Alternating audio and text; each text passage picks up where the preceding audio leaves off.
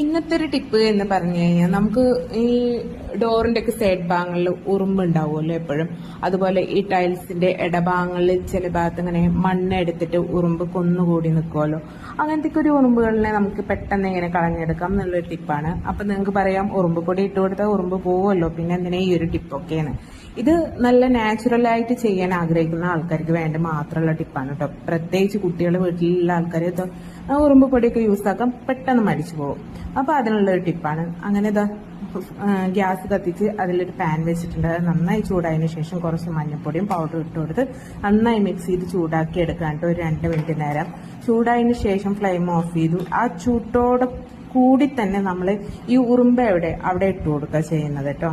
അപ്പോൾ ഉറുമ്പ് പെട്ടെന്ന് നമുക്ക് പോയി കിട്ടും. ഈ ഒരു ടിപ്പ് നിങ്ങൾക്ക് യൂസ്ഫുൾ ആണെങ്കിൽ നമ്മുടെ പേജ് ഒന്ന് ഫോളോ ചെയ്ത് സപ്പോർട്ട് ചെയ്യണേ. അടുത്ത ടിപ്പുമായി വീണ്ടും കാണാം. Okay, thank